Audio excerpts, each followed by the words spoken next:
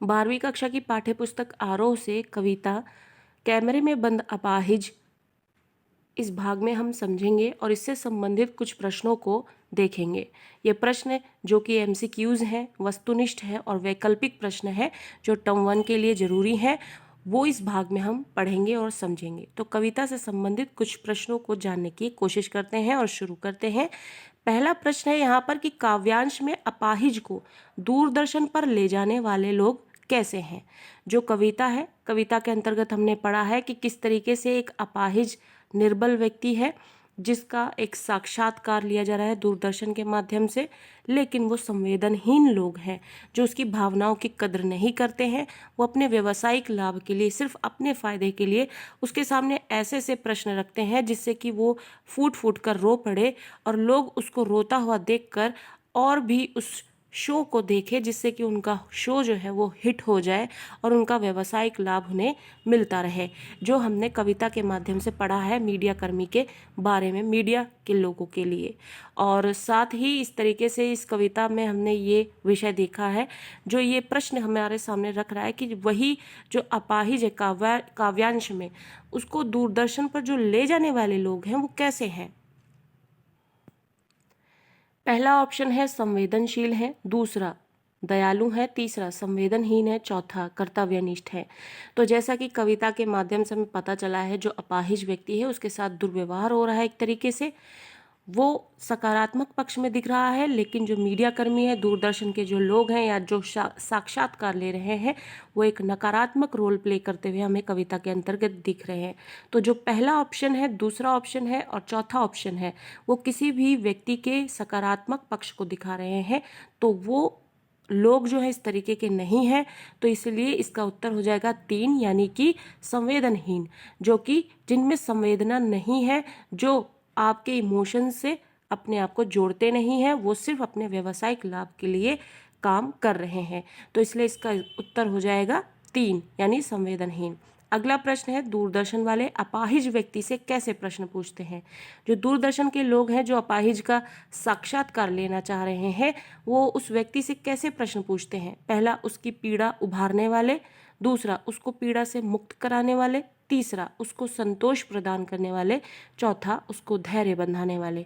तो जैसा कि दूरदर्शन वाले जो हैं वो अपने व्यावसायिक लाभ को फोकस में रखते हुए काम कर रहे हैं, तो जो ये दूसरा, तीसरा और चौथा ऑप्शन है वो किसी भी तरीके से उसके हक में नहीं है, क्योंकि एक पॉजिटिव पॉइंट है, वो किसी के दुख को कम करने वाले हैं, जो कि वो ऐसा नहीं कर रहे हैं।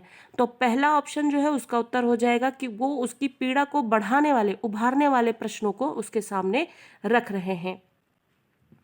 तो खा का उत्तर हो जाएगा ऑप्शन नंबर 1, उसकी पीड़ा को उभारने वाले। अगला प्रश्न है, प्रस्तुत काव्यांश में मीडिया कर्मी का मुख्य उद्देश्य क्या है। जो मीडिया का यहाँ पर एक पक्ष सामने रखा है कवि ने, जहाँ पर उनका नकारात्मक पक्ष हमारे सामने रखा गया है कि किस तरीके से वो सिर्फ और सिर्फ अपने लाभ पर फोकस्ड होते हैं, वो किसी की भावनाओं की कद्र नहीं कर पाते हैं। तो उनका यहाँ पर जो मीडिया जो है वो मुख्य उद्देश्य उनका यहाँ पर क्या दिख रहा है। 4 ऑप्शन दिए गए हैं। पहला है, अपाहिज व्यक्ति से सहानुभूति रखना उनका उद्देश्य है, दूसरा अपना व्यावसायिक लाभ देखना उनका उद्देश्य है, तीसरा अपाहिज व्यक्ति के दुख से समाज को परिचित कराना उनका उद्देश्य है, चौथा अपने कर्तव्य कर्म का पालन करना उनका उद्देश्य है। तो मीडिया कर्मी का जो यहाँ पे रूप दिखाया गया है उसके अनुसार वो एक नकारात्मक रूप में दिख रहे हैं। तो ऑप्शन नंबर जो पहला, तीसरा और चौथा है वो एक सकारात्मक पहलू दिखा रहे हैं, तो ये इसके उत्तर नहीं हो सकते। तो इसका उत्तर जो है वो ऑप्शन नंबर 2 है, अपना व्यावसायिक लाभ वो देख रहे हैं, वही उनका मुख्य उद्देश्य है। अगला प्रश्न है, हम समर्थ शक्तिवान पंक्ति में हम शब्द किसके लिए प्रयुक्त हुआ है। कविता की जब शुरुआत होती है तो इन पंक्तियों से होती है कि हम समर्थ शक्तिवान, यानी दूरदर्शन जो है अपनी भूमिका निभाना यहाँ पर शुरू करता है और अपनी भूमिका को वो इस तरीके से पेश करता है कि हम बहुत ही समर्थ लोग हैं और हम में बहुत शक्ति है, वो किसी भी चीज़ को पा सकते हैं, कर सकते हैं। तो यहाँ पर हम जो है, हम दूरदर्शन को अपने रूप में यहाँ पर हम शब्द का प्रयोग करते हुए देखते हैं। तो यही प्रश्न किया जा रहा है कि इस वाक्यांश में जो हम शब्द है वो किसके लिए प्रयोग हुआ है। पहला ऑप्शन है कवि के लिए, दूसरा कार्यक्रम प्रस्तुतकर्ता के लिए, दूसरा तीसरा उच्च वर्ग के लिए, चौथा अपाहिज व्यक्ति के लिए। तो इसका ऑप्शन नंबर 2 जो है वो सही हो जाएगा कार्यक्रम प्रस्तुतकर्ता के लिए। वो कहते हैं कि हम समर्थ हैं, शक्तिवान हैं, और इसलिए इस वाक्यांश में हम शब्द जो है वो कार्यक्रम को जो प्रस्तुत करते हैं उनके लिए प्रयोग किया गया है। अगला प्रश्न है, कार्यक्रम प्रस्तुतकर्ता किसे कैमरे पर बड़ा बड़ा करके दिखाने को कहता है? जो कार्यक्रम को प्रस्तुत करने वाले हैं, जो कैमरे को हैंडल कर रहे हैं, वो क्या चीज़ है ऐसा जो कैमरे पर बड़ा बड़ा करके दिखाना चाहते हैं जिससे लोग उनसे जुड़ सके ज़्यादा से ज़्यादा? पहला ऑप्शन है अपाहिज व्यक्ति की कुछ ना कह पाने या रोने की स्थिति को, दूसरा प्रस्तुतकर्ता के हाव भाव को, तीसरा अपाहिज व्यक्ति के अंग को, चौथा अपाहिज व्यक्ति के वास्तविक दुख को। तो प्रश्न नंबर 5 यहाँ पे जो है उसका उत्तर क्या होगा? प्रश्न नंबर 5 का उत्तर होगा 1, यानी अपाहिज व्यक्ति जो कुछ नहीं कह पा रहा है, वो मजबूर है, उसको समझ नहीं आ रहा कि अपनी इस प्रश्न का उत्तर जो है वो किस तरीके से दे, क्योंकि बहुत सारी बातें हैं जो नहीं कही जा सकती हैं। दूसरा, वो इस प्रश्न को सुनकर जो उसका दुख जो अंदर ही अंदर उमड़ा है उससे उसको रोना आ जाता है, जिसको कार्यक्रम प्रस्तुत करने वाला जूम करके दिखाना चाहता है, जिससे लोग उसके इस दुख को, उस रोने को देख सके और उससे ज़्यादा जुड़ सके और उसके शो को हिट कर सके और कार्यक्रम प्रस्तुतकर्ता जो है अपना व्यावसायिक लाभ कमा सके। अगला प्रश्न है कि अपाहिज व्यक्ति को बार बार अपना दुख बताने के लिए मजबूर करने के पीछे दूरदर्शन वालों का क्या उद्देश्य हो सकता है? जो दूरदर्शन वाले साक्षात्कार ले रहे हैं अपाहिज व्यक्ति का, उसे बार बार ऐसे वो प्रश्न क्यों कर रहे हैं कि वो अपना दुख बताए और उस दुख को बताने के लिए मजबूर कर रहे हैं उनको? इसके पीछे क्या कारण है? ऑप्शन 4 यहाँ पर दिए हुए हैं। पहला ऑप्शन है अपाहिज के प्रति संवेदनशीलता होना, दूसरा अपाहिज की स्थिति में सुधार के लिए प्रयास करना, तीसरा अपने कार्यक्रम को व्यावसायिक रूप से सफल बनाना, चौथा उपरोक्त सभी। तो जो इसका उत्तर होगा वो क्या होगा? ऑप्शन नंबर 3, अपने कार्यक्रम को व्यावसायिक रूप से सफल बनाने के लिए वो बार बार उस अपाहिज व्यक्ति से ऐसे प्रश्न कर रहे हैं जिससे कि वो अपना दुख बताए और दुख बताने को मजबूर कर सके, जिससे कि वो बोल के ना सही तो रो के ही सही अपना दुख यहाँ पर सामने रख सके, जो कि उसके शो को हिट करने के का एक बहुत बड़ा कारण है। तो वो इसको इसी के लिए बार बार मजबूर करते हैं कि वो अपना दुख जो है इस कैमरे के सामने रखे। अगला प्रश्न है, किसी के दुख का प्रदर्शन करके कार्यक्रम को रोचक बनाना क्या है? आप अगर किसी को मजबूर करते हो कि वो अपना दुख जो है कैमरे के सामने रखे, तो इस चीज़ के लिए मजबूर करना जो है अपने सिर्फ शो को रोचक बनाने के लिए, मज़ेदार बनाने के लिए, जिससे ज़्यादा से ज़्यादा दर्शक गण जो है आपसे जुड़ सके, ये आपके व्यक्तित्व के किस पक्ष को दिखाता है? समय की मांग, दूसरा मानवता के विरुद्ध, तीसरे अनिंद्य कार्य, चौथा दुख की अभिव्यक्ति। तो ये जो है सबसे बड़ी बात इसमें जो ऑप्शन होगा कि ये मानवता के विरुद्ध है, ये इंसानियत नहीं है कि आप किसी के दुख का प्रदर्शन कर रहे हैं सिर्फ अपने फायदे को बढ़ाने के लिए। अगला प्रश्न है, हम पूछ पूछ कर रुला देंगे। तो ये जो स्ट्रैटेजी है दूरदर्शन वालों की कि हम ऐसे प्रश्न सामने रखेंगे कि व्यक्ति दुखी हो, अपनी बात सामने रखे, रो कर दिखाए। अगर वो नहीं बोलेगा तो हम उससे बार बार पूछेंगे, एक बार तो मन करेगा ही अपना दुख प्रकट करने का। तो ये पंक्ति जो है यही बताती है हमें, इसका अर्थ यही है कि हम पूछ पूछ कर रुला देंगे। पंक्ति में कौन सा भाव निहित है, ये क्या अर्थ देना चाह रहा है हमें? पहला क्रूरता का, दूसरा सामाजिक न्याय का, तीसरा मानवीय करुणा का, चौथा दुख एवं संवेदनशीलता का। हम पूछ पूछ कर रुला देंगे, ये तो पंक्ति पढ़ते ही पता लग रहा है कि कोई किसी को मजबूर कर रहा है और ये एक गलत काम है। तो ना तो ये न्याय का काम है, ना तो ये मानवता है, ना ये करुणा है, ना दुख या संवेदनशीलता है। ये जाहिर सी बात है कि ये क्रूरता है, गलत काम है। यही इस पंक्ति का अर्थ यहाँ पर हमें देता है कि हम पूछ पूछ कर रुला देंगे। ये पंक्ति जो है क्रूरता का अर्थ हमें भाव देता हुआ दिख रहा है। तो इसका उत्तर हो जाएगा पहला, क्रूरता का। अगला प्रश्न है, यह अवसर खो देंगे। यह अवसर यानी ये मौका मिला है, आप अपना दुख प्रकट कर दो इंटरव्यू में, इस साक्षात्कार में, इसलिए यही एक अवसर है, आप अपने दुख को बता दो। तो कई लोग होते हैं जो अपने दुख को लोगों के सामने रखना चाहते हैं, पसंद करते हैं, और कई लोग होते हैं अपने जो दुख है उसको अपने में रखते हैं। तो ज़रूरी नहीं है कि ये अवसर है तो ये सबके लिए एक अवसर ही होगा कि वो आज अपने दुख को सबके सामने रख देगा कि मैं कितना बड़ा दुखियारी हूँ, या फिर कितना मैं परेशान हूँ। ऐसा ये हर किसी के लिए एक अवसर की तरह नहीं होता है। तो ये अवसर खो देंगे दूरदर्शन के लोगों द्वारा या जो कार्यक्रम प्रस्तुत करता है उनके द्वारा जब ये बात कही जाती है, तो इस पंक्ति में किस अवसर के खोने की बात कही जा रही है?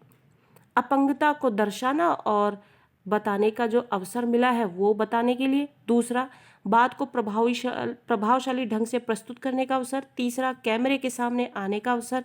चौथा, धन कमाने का अवसर।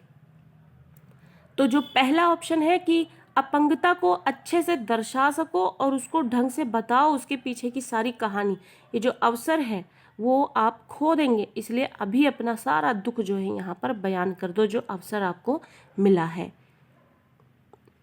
अगला प्रश्न है, काव्यांश में दूरदर्शन कर्मियों की किस मनोवृत्ति, यानी उनका मन जो है, उनकी मन स्थिति क्या है, जो उनके मन में चीज़ें चलती हैं वो क्या है, यहाँ पर क्या दिखाया जा रहा है कि जो दूरदर्शन के जो कार्यकर्ता है, काम करने वाले लोग हैं, उनकी सोच कैसी है।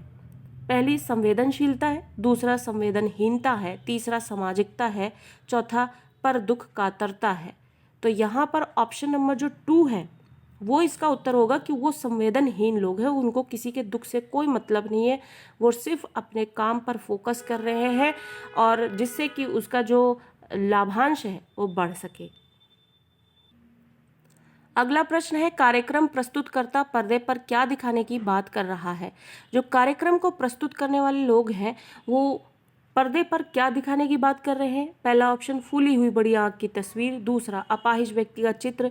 तीसरा, कैमरामैन और स्वयं को। चौथा, उपरोक्त में से कोई नहीं।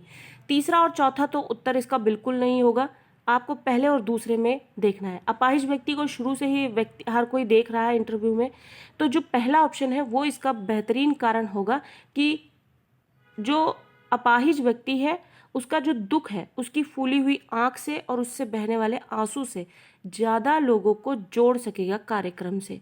तो प्रस्तुतकर्ता जो है वो पर्दे पर वो व्यक्ति के दुख के साथ साथ उसकी फूली हुई बड़ी आंख की तस्वीर भी दिखाना चाहते हैं, जिससे ज़्यादा से ज़्यादा लोग उससे जुड़ सकें। अगला प्रश्न है, होठों की कसमसाहट क्या अभिव्यक्त करती है। होठों की कसमसाहट मतलब कि आप मजबूर हैं कि आप वो चीज़ नहीं बताना चाहते हैं, लेकिन जैसी स्थिति है वहाँ पर ये आप कर भी नहीं सकते, तो आप परेशान हैं, आप फंसे हुए हैं, कसमकश में है कि आपको क्या करना चाहिए।